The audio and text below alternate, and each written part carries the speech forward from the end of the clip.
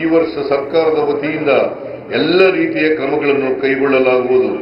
ರಾಜ್ಯದಲ್ಲಿ ಹಿಂದುಳಿದ ಜಿಲ್ಲೆಗಳೆಂದು ಕರೆಸಿಕೊಳ್ಳುವ ಕಲ್ಯಾಣ ಕರ್ನಾಟಕದ ಅಭಿವೃದ್ಧಿಗಾಗಿ ಅಂದಿನ ಪ್ರಧಾನಮಂತ್ರಿ ಡಾಕ್ಟರ್ ಮನಮೋಹನ್ ಸಿಂಗ್ ಅವರ ನೇತೃತ್ವದ ಯುಪಿಎ ಸರ್ಕಾರವು ಸಂವಿಧಾನಕ್ಕೆ ತಿದ್ದುಪಡಿ ತಂದು ಆರ್ಟಿಕಲ್ 371(j) ಸೇರ್ಪಡೆ ಮಾಡುವ ಮೂಲಕ ಆ ಭಾಗಕ್ಕೆ ಭರವಸೆ ತುಂಬಿದರು. ಈ 10 ವರ್ಷಗಳಲ್ಲಿ ಉದ್ಯೋಗ, ಶಿಕ್ಷಣ, ಮೂಲಭೂತ ಸೌಕರ್ಯ, ನೀರಾವರಿ, ಕೈಗಾರಿಕಾ ಅಭಿವೃದ್ಧಿ ಮುಂತಾದವುಗಳ ಮೂಲಕ ಲಕ್ಷಾಂತರ ಕುಟುಂಬಗಳಲ್ಲಿ ನೆಮ್ಮದಿ ನೆಲೆಸಲು ಸಾಧ್ಯವಾಗಿದೆ. 10 ವರ್ಷಗಳ ಹಿಂದೆ ಪ್ರಾರಂಭವಾದ ಈ ಭರವಸೆಯ ಬೆಳಕಿಗೆ ಈಗ ದಶಮಾನೋತ್ಸವದ ಸಂದರ್ಭ. ಆದ್ದರಿಂದ ಸರ್ಕಾರವು ದಶಮಾನೋತ್ಸವ ಸಂಭ್ರಮವನ್ನು ಅರ್ಥಪೂರ್ಣವಾಗಿ ಆಚರಿಸಲು ನಿರ್ಧರಿಸಿದೆ. ಪ್ರಾದೇಶಿಕ ಅಸಮತೋಲನವನ್ನು ನಿವಾರಿಸುವ ನಿಟ್ಟಿನಲ್ಲಿ ಪ್ರಸಕ್ತ ಸಾಲಿನಲ್ಲಿ ಕಲ್ಯಾಣ ಕರ್ನಾಟಕ ಅಭಿವೃದ್ಧಿ ಮಂಡಳಿಯ ಮೂಲಕ 5,000 ಕೋಟಿ ರು ವೆಚ್ಚದ ಕಾಮಗಾರಿಗಳನ್ನು ಕೈಗೊಳ್ಳಲಾಗುವುದು. ಕರ್ನಾಟಕ ಮಾದರಿ ಅನ್ನ, ನೀರು ಮತ್ತು ಪ್ರಾಣಕ್ಕಿಂತ ಸ್ವಾತಂತ್ರ್ಯ ಎನ್ನುವುದು ಬಹಳ ದೊಡ್ಡದು ಎಂದು ಹೋರಾಡಿದ ಎಲ್ಲ ಮಹನೀಯರು ಕಂಡ ಕನಸಿನ ಹಾದಿಯಲ್ಲಿ ದೇಶವನ್ನು ಮುನ್ನಡೆಸುವುದಕ್ಕಾಗಿ ಮತ್ತು ಅಭಿವೃದ್ಧಿ ಸಾಧಿಸುವುದಕ್ಕಾಗಿ ಕಳೆದ 77 ವರ್ಷಗಳಲ್ಲಿ ಕರ್ನಾಟಕ ರಾಜ್ಯವು ಅತ್ಯಂತ ಮಹತ್ತರವಾದಂತಹ ಕೊಡುಗೆಯನ್ನು ನೀಡಿದೆ. ಸ್ವಾತಂತ್ರ್ಯ, ಸಮಾನತೆ, ನ್ಯಾಯಪರತೆ ಮತ್ತು ಭ್ರಾತೃತ್ವದ ಆಧಾರದಲ್ಲಿ ದೇಶವನ್ನು ಕಟ್ಟುವ ಸ್ವಾತಂತ್ರ್ಯ ಚಳುವಳಿಗಾರರ ಆಶಯವನ್ನು ನಮ್ಮ ಸಂವಿಧಾನ ಪ್ರತಿಪಾದಿಸಿದೆ. ಕರ್ನಾಟಕದ ಬಸವಾದಿ ಶರಣರು ಪ್ರತಿಪಾದಿಸಿದ ಕಾಯಕ, ದಾಸೋಹ ಮತ್ತು ಸಮಸಮಾಜ ನಿರ್ಮಾಣದ ತತ್ವಗಳು ಸಂವಿಧಾನದ ಮೂಲಭೂತ ಆಶಯಗಳಿಗೆ ಸಮೀಪವಾಗಿವೆ. ಈ ಮೌಲ್ಯಗಳನ್ನು ಆಧಾರವಾಗಿರಿಸಿಕೊಂಡು ಸಾಮಾಜಿಕ ನ್ಯಾಯ ಮತ್ತು ಆರ್ಥಿಕ ಸಮಾನತೆಗೆ ವಿಶೇಷವಾದ ಆದ್ಯತೆ ನೀಡಿ ರಾಜ್ಯದ ಸರ್ವತೋಮುಖ ಬೆಳವಣಿಗೆಯನ್ನು ಸಾಧಿಸುವ ಮತ್ತು ಆ ಮೂಲಕ ರಾಷ್ಟ್ರ ನಿರ್ಮಾಣದಲ್ಲಿ ಪಾಲ್ಗೊಳ್ಳುವ ಕಾರ್ಯವನ್ನು ಕರ್ನಾಟಕದಲ್ಲಿ ನಾವು ಮಾಡುತ್ತಿದ್ದೇವೆ. ಇದು ಅಭಿವೃದ್ಧಿಯ ಕರ್ನಾಟಕ ಮಾದರಿ.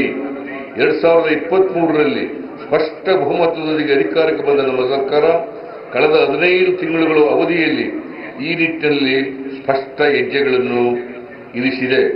ಚುನಾವಣೆಯ ಸಂದರ್ಭದಲ್ಲಿ ನೀಡಿದ ಭರವಸೆಯಂತೆ 5 ಗ್ಯಾರಂಟಿ ಯೋಜನೆಗಳನ್ನು ಜಾರಿಗೊಳಿಸುವ ಮೂಲಕ ರಾಜ್ಯದ ಸಮಸ್ತ ಜನರ ಬದುಕಿಗೆ ಒಂದು ಆರ್ಥಿಕ ಭದ್ರತೆಯನ್ನು ಒದಗಿಸುವ ಕೆಲಸ ನಮ್ಮ ಸರ್ಕಾರ ಮಾಡುತ್ತಿದೆ.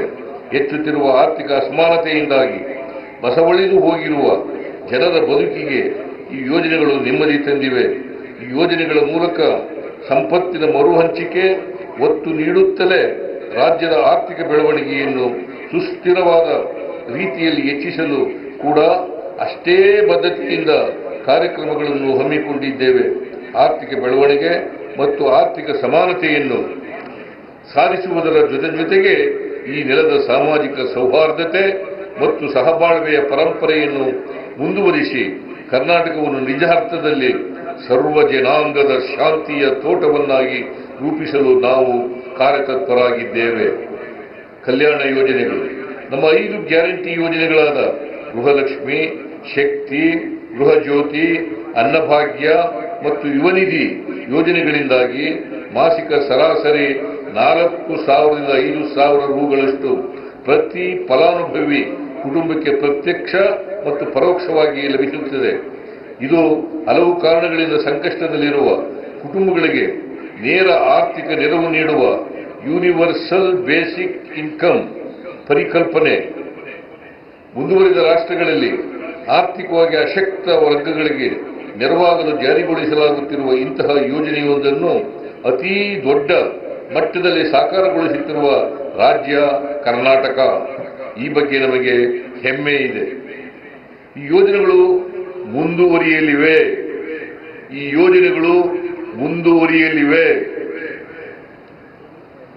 ಮಾತ್ರವಲ್ಲ, ಈ ಯೋಜನೆಗಳಿಂದ ರಾಜ್ಯ ದಿವಾಳಿಯಾಗುತ್ತಿದೆ ಎಂದು ಭವಿಷ್ಯ ನುಡಿದವರಿಗೆ ರಾಜ್ಯದಲ್ಲಿ ಆರ್ಥಿಕ ಬೆಳವಣಿಗೆಯನ್ನು ಸಾಧಿಸಿ ತೋರಿಸುವ ಮೂಲಕ ನಾವು ಉತ್ತರಿಸಲಿದ್ದೇವೆ. ಈ ಯೋಜನೆಗಳ ವ್ಯಾಪ್ತಿಯೊಳಗೆ ಹೊಸ ಆವಿಷ್ಕಾರಗಳನ್ನು ನಡೆಸಿ ಅವುಗಳ ಫಲಾನುಭವಿಗಳಿಗೆ ಇನ್ನಷ್ಟು ಹೆಚ್ಚು ನೆರವಾಗುವ ರೀತಿಯ ಕ್ರಮಗಳನ್ನು ಕೈಗೊಳ್ಳಲು ನಾವು ಉದ್ಯುಕ್ತರಾಗಿದ್ದೇವೆ. ಉದಾಹರಣೆಗೆ, ಗೃಹಲಕ್ಷ್ಮಿ ಯೋಜನೆಯಡಿ ಫಲಾನುಭವಿ ಕುಟುಂಬಗಳಿಗೆ ಯಜಮಾನಿ ಮಹಿಳೆಯರಿಗೆ ಈಗ ಮಾಸಿಕ 2,000 ರು ನೆರವು ನೀಡುತ್ತಿದ್ದೇವೆ. ಈ ಫಲಾನುಭವಿಗಳನ್ನು ಸ್ತ್ರೀ ಶಕ್ತಿ ಮಹಿಳಾ ಸ್ವಸಹಾಯ ಸಂಘಗಳಾಗಿ ಸಂಘಟಿಸುವ ಮೂಲಕ ಅವರಿಗೆ ವಿವಿಧ ಹಣಕಾಸು ಸಂಸ್ಥೆಗಳಿಂದ ಆರ್ಥಿಕ ನೆರವು ಒದಗಿಸಿ ವರಮಾನ ತರುವ ವಿವಿಧ ಚಟುವಟಿಕೆಗಳಲ್ಲಿ ಅವರನ್ನು ತೊಡಗಿಸುವ ಯೋಚನೆ ಇದೆ. ಅದೇ ರೀತಿ ಯುವ ನಿಧಿಯ ಫಲಾನುಭವಿಗಳಿಗೆ ಕೌಶಲ್ಯ ಅಭಿವೃದ್ಧಿ ತರಬೇತಿಯನ್ನು ನೀಡಲು ಕ್ರಮ ವಹಿಸಲಾಗುತ್ತಿದೆ. ಶಕ್ತಿ ಯೋಜನೆಯಡಿ ಮಹಿಳೆಯರು 270 ಕೋಟಿ ಟ್ರಿಪ್ ಉಚಿತ ಪ್ರಯಾಣ ಸೌಲಭ್ಯ ಪಡೆಯುವ ಮೂಲಕ 6,541 ಕೋಟಿ ರುಗಳಷ್ಟು ಪ್ರಮಾಣ ವೆಚ್ಚ ಉಳಿತಾಯ ಮಾಡಿದ್ದಾರೆ. ಗೃಹಲಕ್ಷ್ಮಿ ಯೋಜನೆಯಡಿ 1.20 ಕೋಟಿ ಮಹಿಳೆಯರಿಗೆ ಈವರೆಗೆ 25,259 ಕೋಟಿ ರುಗಳನ್ನು ನೇರವಾಗಿ ಅವರ ಬ್ಯಾಂಕ್ ಖಾತೆಗೆ ವರ್ಗಾಯಿಸಲಾಗಿದೆ. ಅನ್ನಭಾಗ್ಯ ಯೋಜನೆಯಡಿ ಹೆಚ್ಚುವರಿ ಅಕ್ಕಿ ನೀಡುವುದಾಗಿ ಘೋಷಿಸಲಾಗಿತ್ತು. ಆದರೆ ಕೇಂದ್ರದ ಅಸಹಕಾರದಿಂದ ಅಕ್ಕಿಯ ಬದಲಿಗೆ ನಗದು ವರ್ಗಾವಣೆ ಮಾಡಲಾಗುತ್ತಿದೆ. ಈವರೆಗೆ 1.16 ಕೋಟಿ ಪಡಿತರ ಚೀಟಿಗಳ 4.08 ಕೋಟಿ ಫಲಾನುಭವಿಗಳಿಗೆ 7,763 ರು ನೆರವನ್ನು ನೇರವಾಗಿ ವರ್ಗಾಯಿಸಲಾಗಿದೆ. ಉಚಿತವಾಗಿ 200 ಯೂನಿಟ್ವರೆಗೆ ವಿದ್ಯುತ್ ನೀಡುವ ಗೃಹ ಜ್ಯೋತಿ ಯೋಜನೆಯ ಸೌಲಭ್ಯವನ್ನು 1.60 ಕೋಟಿ ಕುಟುಂಬಗಳು ಪಡೆದುಕೊಳ್ಳುತ್ತಿವೆ. ಈ ಯೋಜನೆಗಾಗಿ 8,844 ಕೋಟಿ ರು ವೆಚ್ಚ ಮಾಡಲಾಗಿದೆ. ಯುವ ನಿಧಿ ಯೋಜನೆಯಡಿ 1.31 ಲಕ್ಷ ಪದವಿ ಮತ್ತು ಡಿಪ್ಲೊಮಾ ಪಡೆದ ನಿರುದ್ಯೋಗಿಗಳಿಗೆ ನೆರವು ನೀಡಲಾಗುತ್ತಿದ್ದು, ಇದಕ್ಕಾಗಿ 91 ಕೋಟಿ ರುಗಳನ್ನು ಭರಿಸಲಾಗಿದೆ. ನಮ್ಮ ಸರ್ಕಾರದ ಜನಕಲ್ಯಾಣ ಯೋಜನೆಗಳು 5 ಗ್ಯಾರಂಟಿಗಳಿಗಷ್ಟೇ ಸೀಮಿತವಾಗಿಲ್ಲ. ದುರ್ಬಲ ವರ್ಗದವರಿಗೆ ಸಾಮಾಜಿಕ ಭದ್ರತೆ ಒದಗಿಸುವ ವಿವಿಧ ಮಾಸಿಕ ಪಿಂಚಣಿಗಳಡಿ 78.64 ಲಕ್ಷ ಫಲಾನುಭವಿಗಳು ನೇರ ನಗದು ವರ್ಗಾವಣೆಯ ರೂಪದಲ್ಲಿ ನೆರವು ಪಡೆಯುತ್ತಿದ್ದಾರೆ. ಮೈತ್ರಿ ಯೋಜನೆಯಡಿ ಲಿಂಗತ್ವ ಅಲ್ಪಸಂಖ್ಯಾತರಿಗೆ ನೀಡಲಾಗುವ ಪಿಂಚಣಿ ಮೊತ್ತವನ್ನು 800 ರುಗಳಿಂದ 1,200 ರುಗಳಿಗೆ ಹಾಗೂ ಮಾಜಿ ದೇವದಾಸಿಯರಿಗೆ ನೀಡಲಾಗುತ್ತಿರುವ ಮಾಸಾಸನವನ್ನು 1,500 ರೂಪಾಯಿಗಳಿಂದ 2,000 ರೂಪಾಯಿಗಳಿಗೆ ಹೆಚ್ಚಿಸಲಾಗಿದೆ. ಇದಕ್ಕಾಗಿ ನಮ್ಮ ರಾಜ್ಯ ಸರ್ಕಾರ ಅಧಿಕಾರಕ್ಕೆ ಬಂದ ನಂತರ ವೃದ್ಧಾಪ್ಯ ವೇತನ, ವಿಧವಾ ವೇತನ, ಮೈತ್ರಿ, ಮನಸ್ವಿನಿ ಮೊದಲಾದ ಸಾಮಾಜಿಕ ಭದ್ರತೆ ಯೋಜನೆಗಳಲ್ಲಿ 13,027 ಕೋಟಿ ರು ವೆಚ್ಚ ಮಾಡಲಾಗಿದೆ. ಇದರ ಜೊತೆಗೆ ನಮ್ಮ ಸರ್ಕಾರ ಅಧಿಕಾರಕ್ಕೆ ಬಂದ ನಂತರ ಹಾಲು ಉತ್ಪಾದಕರ ಖಾತೆಗಳಿಗೆ 1,822.28 ಕೋಟಿ ರುಗಳ ಪ್ರೋತ್ಸಾಹ ಧನವನ್ನು ಡಿಬಿಟಿ ಮೂಲಕ ವರ್ಗಾವಣೆ ಮಾಡಲಾಗಿದೆ. ಸಹಕಾರ ಸಂಸ್ಥೆಗಳಿಂದ ನೀಡಲಾದ ಬೆಳೆ ಸಾಲ, ಸ್ವಸಹಾಯ ಸಂಘಗಳ ಸಾಲ ಹಾಗೂ ಮತ್ತಿತರ ಸಾಲಗಳಿಗೆ 1,642 ಕೋಟಿ ರು ಬಡ್ಡಿ ಸಹಾಯಧನ ನೀಡಲಾಗಿದೆ ಹಾಗೂ 20,029 ಕೋಟಿ ರು ವೆಚ್ಚ ಭರಿಸಿ ನೀರಾವರಿ ಪಂಪ್ಸೆಟ್ಗಳಿಗೆ ಉಚಿತ ವಿದ್ಯುತ್ ಒದಗಿಸಲಾಗಿದೆ. ಕೊಬ್ಬರಿ ಬೆಳೆಗಾರರ ಸಂಕಷ್ಟಕ್ಕೆ ಸ್ಪಂದಿಸಿದ ರಾಜ್ಯ ಸರ್ಕಾರವು ಪ್ರತಿ ಕ್ವಿಂಟಾಲ್ ಕೊಬ್ಬರಿಗೆ ಹೆಚ್ಚುವರಿಯಾಗಿ 1,500 ಪ್ರೋತ್ಸಾಹಧನ ಘೋಷಿಸಿದ್ದೇವೆ. ಕನಿಷ್ಠ ಬೆಂಬಲ ಬೆಲೆ ಯೋಜನೆಯಡಿ ಕೇಂದ್ರದ ನಾಫೆಡ್ನಿಂದ ಬರಬೇಕಾದ ಪೂರ್ಣ ಅನುದಾನ ಬಿಡುಗಡೆಯನ್ನು ನಿರೀಕ್ಷಿಸಿ ರಾಜ್ಯ ಸರ್ಕಾರ ಘೋಷಿಸಿದ ನೆರವು ಸೇರಿದಂತೆ ಒಟ್ಟು 870 ಕೋಟಿ ರುಗಳನ್ನು ನೇರವಾಗಿ 58,893 ರೈತರ ಖಾತೆಗಳಿಗೆ ವರ್ಗಾಯಿಸಿದೆ. ಅಸಂಘಟಿತ ಕಾರ್ಮಿಕರ ಕ್ಷೇಮಾಭಿವೃದ್ಧಿಗಾಗಿ ಮೋಟಾರು ಮತ್ತು ಇತರ ಸಂಬಂಧಿತ ಕಾರ್ಮಿಕರಿಗೆ ಹಾಗೂ ಸಿನಿಮಾ ಮತ್ತು ಸಾಂಸ್ಕೃತಿಕ ಚಟುವಟಿಕೆಗಳಲ್ಲಿ ತೊಡಗಿದ ಕಾರ್ಮಿಕರ ಕಲ್ಯಾಣಕ್ಕೆ ಪ್ರತ್ಯೇಕ ಕಾಯ್ದೆಗಳನ್ನು ಜಾರಿಗೊಳಿಸಲಾಗಿದೆ. ಇದರೊಂದಿಗೆ ಗಿಗ್ ಕಾರ್ಮಿಕರ ವಿಮಾ ಸೌಲಭ್ಯ ಯೋಜನೆ ಮತ್ತು ಪತ್ರಿಕಾ ವಿತರಕರಿಗೆ ಅಪಘಾತ ಮತ್ತು ವೈದ್ಯಕೀಯ ಸೌಲಭ್ಯ ಯೋಜನೆಗಳನ್ನು ಜಾರಿಗೊಳಿಸಲಾಗಿದೆ. ಪರಿಶಿಷ್ಟ ಜಾತಿ ಮತ್ತು ಪರಿಶಿಷ್ಟ ಪಂಗಡದವರ ಅಭ್ಯುದಯಕ್ಕಾಗಿ ನಮ್ಮ ಸರ್ಕಾರದ ಇಂದಿನ ಅವಧಿಯಲ್ಲಿ ಜಾರಿಗೊಳಿಸಲಾಗಿದ್ದ ಎಸ್ಸಿ, ಎಸ್ಪಿ ಮತ್ತು ಟಿಎಸ್ಪಿ ಕಾಯ್ದೆ 2013 ಸೆಕ್ಷನ್ 7D ಅನ್ನು ಕೈ ಬಿಡುವ ಮೂಲಕ ಅನುದಾನ ಪರಿಶಿಷ್ಟ ಸಮುದಾಯಗಳಿಗಾಗಿಯೇ ಬಳಕೆಯಾಗುವುದನ್ನು ಖಾತರಿಪಡಿಸಲಾಗಿದೆ. ಪರಿಶಿಷ್ಟ ಜಾತಿ, ಪರಿಶಿಷ್ಟ ಪಂಗಡದವರು ಹಾಗೂ ಹಿಂದುಳಿದ ವರ್ಗದವರಿಗೆ 1 ಕೋಟಿ ರೂವರೆಗಿನ ಗುತ್ತಿಗೆಯಲ್ಲಿ ಮೀಸಲಾತಿ 1 ಕೋಟಿ ರೂವರೆಗಿನ ಗುತ್ತಿಗೆಯಲ್ಲಿ ಮೀಸಲಾತಿ. ಸರ್ಕಾರಿ ಹುದ್ದೆಗಳಿಗೆ ಹೊರಗುತ್ತಿಗೆ ಆಧಾರದ ನೇಮಕಾತಿಯಲ್ಲಿ ಮೀಸಲಾತಿ. ಮಹಿಳಾ ಉದ್ಯಮಿಗಳಿಗೆ ಕೆಎಸ್ಎಫ್ಸಿಯಲ್ಲಿ 4% ಬಡ್ಡಿ ದರದಲ್ಲಿ ನೀಡುವ ಸಾಲದ ಮಿತಿ 5 ಕೋಟಿ ರೂಗಳಿಗೆ ಹೆಚ್ಚಳ ಮುಂತಾದ ಉಪಕ್ರಮಗಳ ದುರ್ಬಲ ವರ್ಗಗಳ ಕುರಿತ ನಮ್ಮ ಕಾಳಜಿ ಸಾಕ್ಷಿಯಾಗಿವೆ. ಕರ್ನಾಟಕ ವಸತಿ ಶಿಕ್ಷಣ ಸಂಸ್ಥೆಯಡಿ ಹೋಬಳಿ 1 ವಸತಿ ಶಾಲೆ ಪ್ರಾರಂಭಿಸುವ ಗುರಿಯನ್ನು ಹೊಂದಿದ್ದು, ಪ್ರಸಕ್ತ ಸಾಲಿನಲ್ಲಿ 20 ಹೊಸ ವಸತಿ ಶಾಲೆಗಳು ಹಾಗೂ ಪರಿಶಿಷ್ಟ ಜಾತಿ, ಪರಿಶಿಷ್ಟ ಪಂಗಡ, ಹಿಂದುಳಿದ ವರ್ಗ ಮತ್ತು ಅಲ್ಪಸಂಖ್ಯಾತ ಸಮುದಾಯದವರಲ್ಲಿ ಉನ್ನತ ಶಿಕ್ಷಣಕ್ಕೆ ಉತ್ತೇಜನ ನೀಡಲು ಪೂರಕವಾಗಿ ಹೊಸದಾಗಿ ಒಟ್ಟು 295 ಮೆಟ್ರಿಕ್ ನಂತರದ ವಿದ್ಯಾರ್ಥಿ ನಿಲಯಗಳನ್ನು ಮಂಜೂರು ಮಾಡಲಾಗಿದೆ. ಪರಿಶಿಷ್ಟ ಪಂಗಡದ ಅತಿ ಹಿಂದುಳಿದ 23 ಅಲೆಮಾರಿ, ಅರೆ ಅಲೆಮಾರಿ ಸಮುದಾಯಗಳ ವಿದ್ಯಾರ್ಥಿಗಳಿಗೆ ಏಕಲವ್ಯ ಮಾದರಿ ವಸತಿ ಶಾಲೆಗಳಲ್ಲಿ 20% ಮೀಸಲಾತಿ ಹಾಗೂ ನೇರ ಪ್ರವೇಶ ಅವಕಾಶ ಕಲ್ಪಿಸಲಾಗಿದೆ. ಅಲ್ಲದೆ ಮಹರ್ಷಿ ವಾಲ್ಮೀಕಿ ಆದಿವಾಸಿ ಬುಡಕಟ್ಟು ವಸತಿ ಶಾಲೆಗಳ ವಿದ್ಯಾರ್ಥಿಗಳ ಸಂಖ್ಯಾಬಲವನ್ನು 25ರಿಂದ 40ಕ್ಕೆ ಹೆಚ್ಚಿಸಲಾಗಿದೆ. ಹಿಂದುಳಿದ ವರ್ಗಗಳ ವಿದ್ಯಾರ್ಥಿಗಳಿಗಾಗಿ ಬಾಡಿಗೆ ಕಟ್ಟಡದಲ್ಲಿರುವ 30 ವಿದ್ಯಾರ್ಥಿ ನಿಲಯಗಳ ಸ್ವಂತ ಕಟ್ಟಡ ನಿರ್ಮಾಣ ಕಾರ್ಯ ಕೈಗೆತ್ತಿಕೊಳ್ಳಲಾಗಿದೆ. ಅಲ್ಪಸಂಖ್ಯಾತ ಸಮುದಾಯಗಳ ಶೈಕ್ಷಣಿಕ ಅಭಿವೃದ್ಧಿಗಾಗಿ 100 ಹೊಸ ಮೌಲಾನಾ ಆಜಾದ್ ಶಾಲೆಗಳ ಪ್ರಾರಂಭ ಹಾಗೂ 50 ಸಂಖ್ಯಾಬಲವುಳ್ಳ 25 ಮೊರಾರ್ಜಿ ದೇಸಾಯಿ ವಸತಿ ಶಾಲೆಗಳನ್ನು ಪ್ರಾರಂಭಿಸಲು ಕ್ರಮ ಕೈಗೊಳ್ಳಲಾಗಿದೆ. ಸ್ವಂತ ಕಟ್ಟಡ ಹೊಂದಿರುವ 25 ಮೊರಾರ್ಜಿ ದೇಸಾಯಿ ವಸತಿ ಶಾಲೆಗಳಲ್ಲಿ ಪದವಿ ಪೂರ್ವ ಶಿಕ್ಷಣವನ್ನು ಪ್ರಾರಂಭಿಸಲಾಗಿದೆ. ಮಧ್ಯಾಹ್ನದ ಉಪಹಾರ ಯೋಜನೆಯಡಿ ಅಜೀಂ ಪ್ರೇಮ್ಜಿ ಪ್ರತಿಷ್ಠಾನದ ಸಹಯೋಗದೊಂದಿಗೆ ಮೊಟ್ಟೆ ಅಥವಾ ಚಿಕ್ಕಿ ಅಥವಾ ಬಾಳೆಹಣ್ಣಿನ ವಿತರಣೆಯನ್ನು ವಾರದಲ್ಲಿ 2 ದಿನಗಳಿಂದ 6 ದಿನಗಳಿಗೆ ಹೆಚ್ಚಿಸಲಾಗಿದೆ. ಹಾಗೂ ಶ್ರೀ ಸತ್ಯಸಾಯಿ ಅನ್ನಪೂರ್ಣ ಟ್ರಸ್ಟ್ ಮುದ್ದೇನಹಳ್ಳಿ ಇವರ ಸಹಭಾಗಿತ್ವದಲ್ಲಿ ವಾರದಲ್ಲಿ 3 ದಿನ ರಾಗಿ ಮಾಲ್ಟ್ ಅನ್ನು ನೀಡಲಾಗುತ್ತಿದೆ. ರಾಜ್ಯದ ಸರ್ಕಾರಿ ಪ್ರಾಥಮಿಕ ಶಾಲೆಗಳಿಗೆ 11,494 ಶಿಕ್ಷಕರನ್ನು ನೇಮಿಸಿಕೊಳ್ಳಲಾಗಿದೆ. ಬಾಕಿ ಇರುವ ಹುದ್ದೆಗಳನ್ನು ಹಂತ ಹಂತವಾಗಿ ಭರ್ತಿ ಮಾಡುವ ಪ್ರಕ್ರಿಯೆ ಪ್ರಾರಂಭಿಸುತ್ತೇವೆ. ಮುಕ್ತ, ನಿರ್ಭೀತ ಸಮಾಜದ ನಿರ್ಮಾಣ ಹಾಗೂ ವೈಜ್ಞಾನಿಕ ತಳಹದಿಯ ಮೇಲೆ ಉನ್ನತ ಶಿಕ್ಷಣ ವ್ಯವಸ್ಥೆ ರೂಪಿಸಲು ರಾಜ್ಯ ಶಿಕ್ಷಣ ನೀತಿಯನ್ನು ರೂಪಿಸಲಾಗುತ್ತಿದೆ. ಇದಕ್ಕಾಗಿ ಸರ್ಕಾರವು ರಚಿಸಿದ್ದ ರಾಜ್ಯದ ಶಿಕ್ಷಣ ನೀತಿ ಆಯೋಗದ ಮಧ್ಯಂತರ ವರದಿಯ ಆಧಾರದಲ್ಲಿ ಪದವಿ ಶಿಕ್ಷಣದ ಅವಧಿ ಹಾಗೂ ಪಠ್ಯಕ್ರಮವನ್ನು ಪರಿಷ್ಕರಿಸಲಾಗಿದೆ. ನಮ್ಮ ಸರ್ಕಾರ ಅಧಿಕಾರಕ್ಕೆ ಬಂದ ನಂತರದ 2 ಮುಂಗಾರು ಹಂಗಾಮುಗಳಲ್ಲಿ ರಾಜ್ಯ ಸಂಪೂರ್ಣ ವಿಭಿನ್ನ ಪರಿಸ್ಥಿತಿಯನ್ನು ಎದುರಿಸುತ್ತಿದೆ. ಕಳೆದ ವರ್ಷ ತೀವ್ರ ಬರಗಾಲಕ್ಕೆ ತುತ್ತಾದರೆ ಈ ಬಾರಿ ಅತಿವೃಷ್ಟಿಗೆ ಒಳಗಾಗಿದೆ.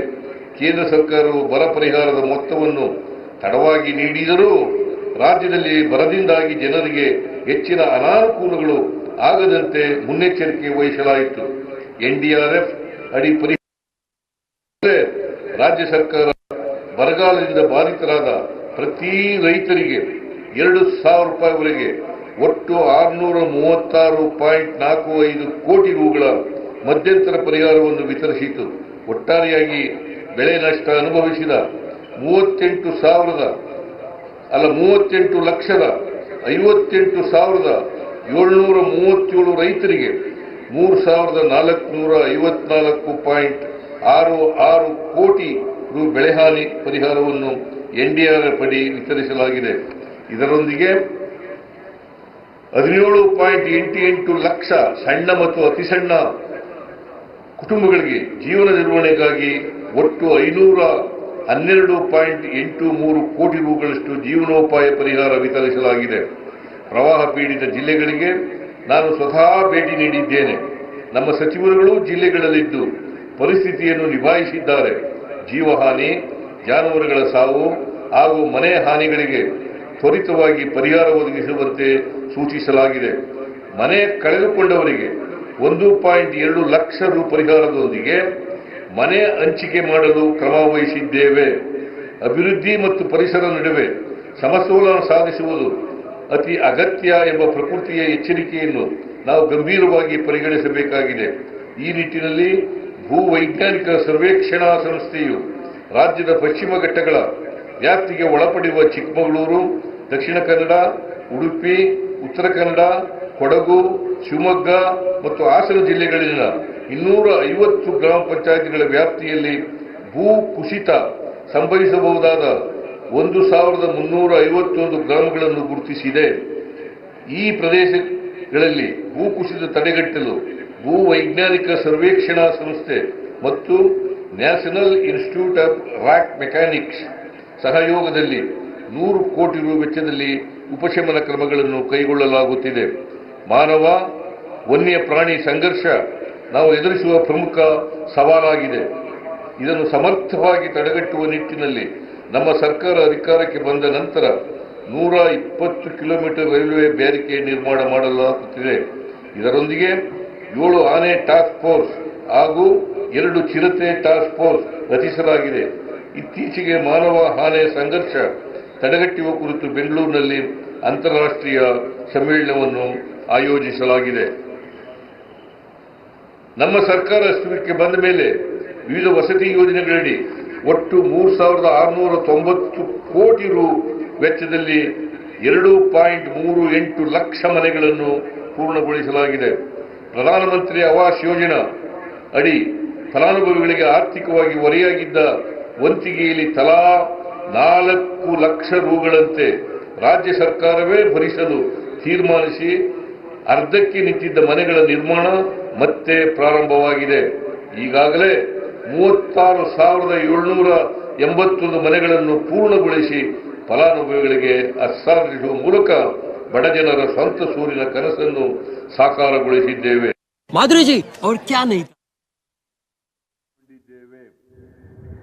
ಜನರಿಗೆ ಸರಳವಾಗಿ, ಪಾರದರ್ಶಕವಾಗಿ ನಾಗರಿಕ ಸೇವೆಗಳನ್ನು ದೊರಕಿಸಲು ನಮ್ಮ ಸರ್ಕಾರವು ಹಲವು ಉಪಕ್ರಮಗಳನ್ನು ಕೈಗೊಂಡಿದೆ. ಈ ನಿಟ್ಟಿನಲ್ಲಿ ಪಹಣಿಗೆ ಆಧಾರ್ ಜೋಡಣೆ, ಆಟೋ ಮ್ಯೂಟೇಷನ್ ಸೌಲಭ್ಯ, ಬಗರುಕುಂ ಸಾಗುವಳಿ ತಂತ್ರಾಂಶ, ಕಂದಾಯ ದಾಖಲೆಗಳ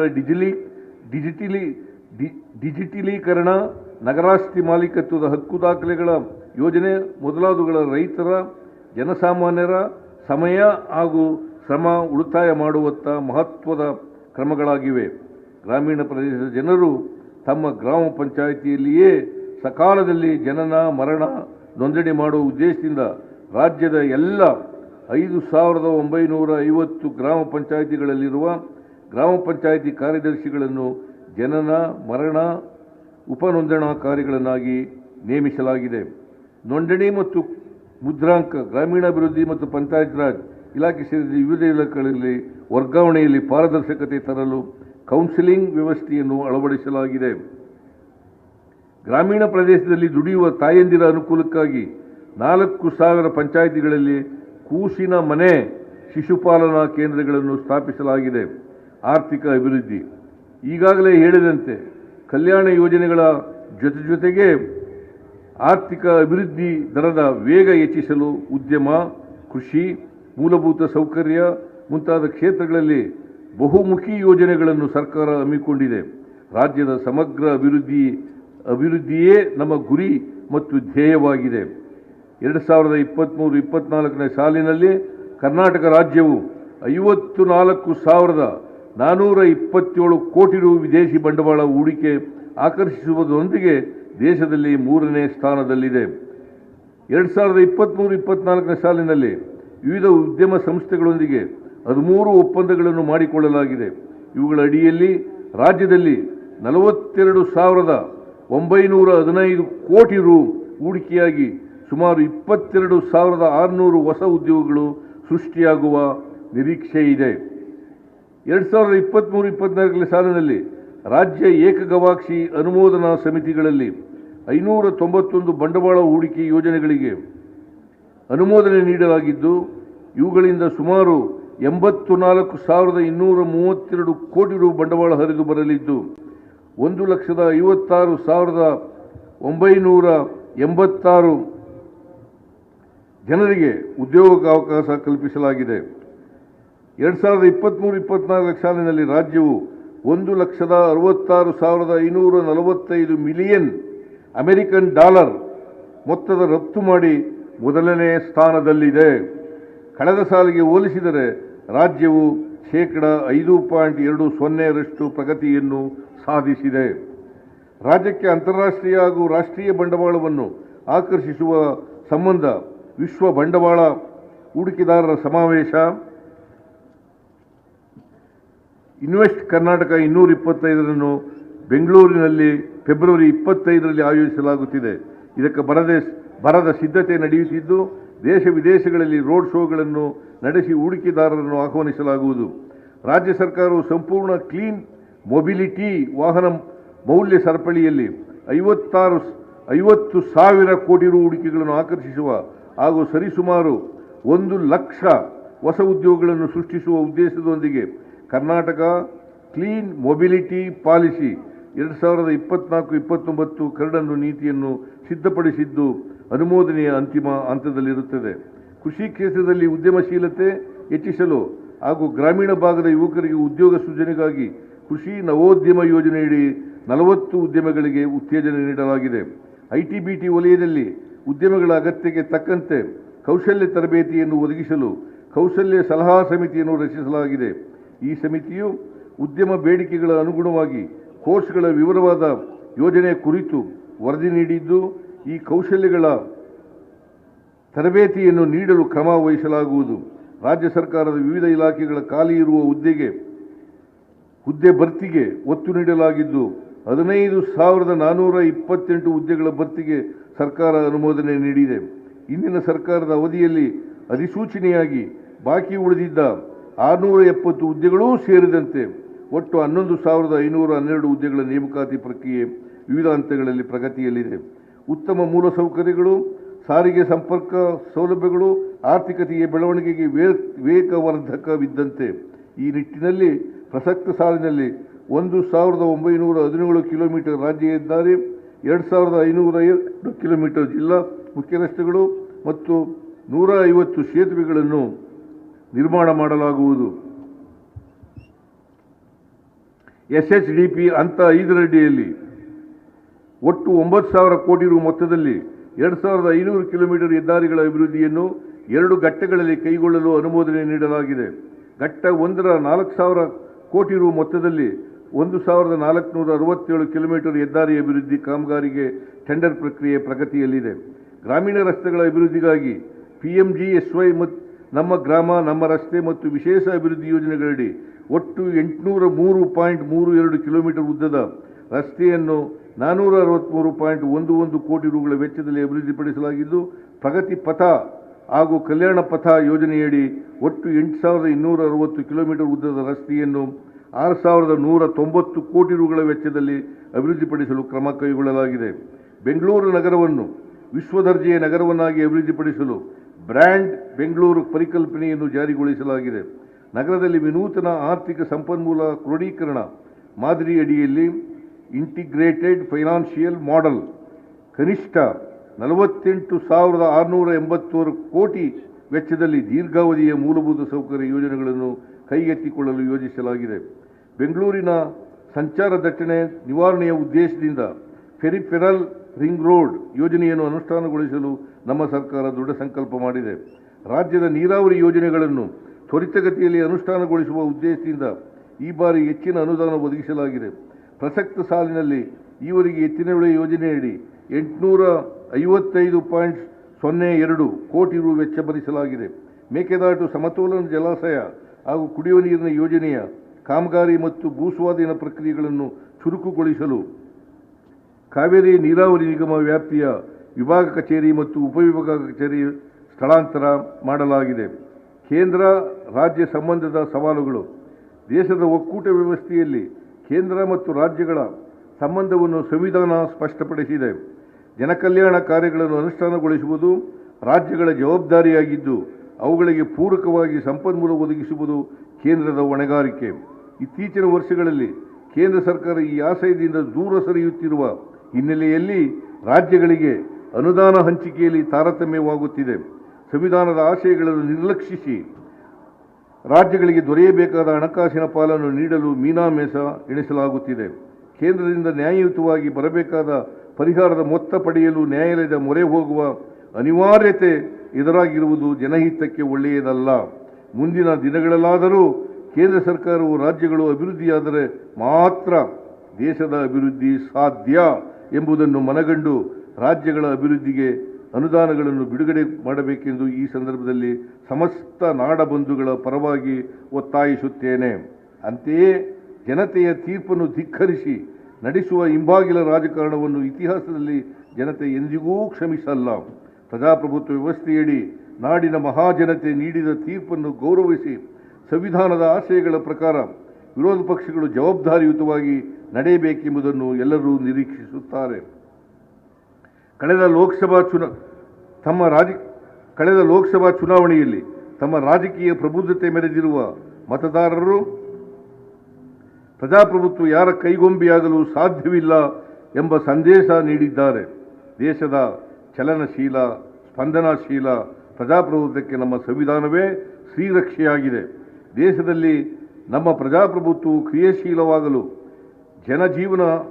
ಜನಜೀವನದ ಸಹಜ ಮತ್ತು ಅವಿಭಾಜ್ಯ ಭಾಗವಾಗಿರಲು ಎದುರಾಗಬಹುದಾದ ಅಡ್ಡಿ ಆತಂಕಗಳ ಕುರಿತು ಬಾಬಾ ಸಾಹೇಬ್ ಅಂಬೇಡ್ಕರ್ ಅವರು ಅಂದೇ ಮುನ್ನೆಚ್ಚರಿಕೆ ನೀಡಿದ್ದರು. ಮೊದಲನೇದಾಗಿ ಜಾತಿ ಮತದ ಆಧಾರದ ಮೇಲೆ ವಿಭಜನೆಯ ರಾಜಕಾರಣ ಮಾಡುವ ವಿಚ್ಛಿದ್ರಕಾರಿ ಶಕ್ತಿಗಳನ್ನು ಅಧಿಕಾರದಿಂದ ದೂರ ಇಡಬೇಕು.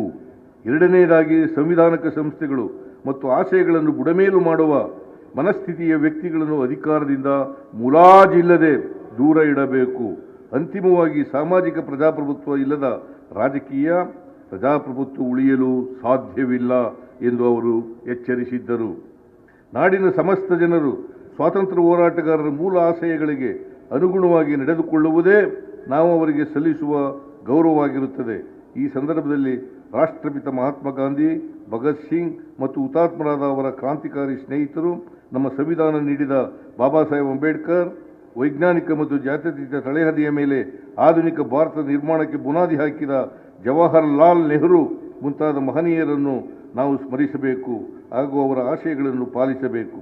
ಇಲ್ಲದಿದ್ದರೆ ನೆರೆಹೊರೆಯ ದೇಶಗಳಲ್ಲಿ ತಲೆದೋರಿರುವ ಪ್ರಕ್ಷುಬ್ಧ ಪರಿಸ್ಥಿತಿ ಇಲ್ಲಿಯೂ ಎದುರಾಗಿ ಬಿಡಬಹುದು ಎಂಬ ಎಚ್ಚರಿಕೆ ನಮ್ಮೆಲ್ಲರಲ್ಲಿ ಇರಬೇಕಾಗುತ್ತದೆ. ಎಲ್ಲ ಜಾತಿ ಹಾಗೂ ಮತಗಳ ಜನರು ಒಟ್ಟುಗೂಡಿ ಸ್ವಾತಂತ್ರ್ಯ ಗಳಿಸಿದ್ದೇವೆ.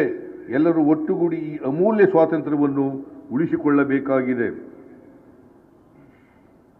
ಮತದ ಬಿರುಕುಗಳನ್ನು ತೊರೆವೆ, ನುಡಿಗಳೊಡಕುಗಳನ್ನು ಮರೆವೆ, ತ್ವತ್ತ ತೊಡಕುಗಳನ್ನು ಬಿರಿವೆ, ಸ್ವಾತಂತ್ರ್ಯದ ಸ್ವರ್ಗಕ್ಕೇರೆ ಪುಣ್ಯದೇಣಿ ಮೆಟ್ಟಲು.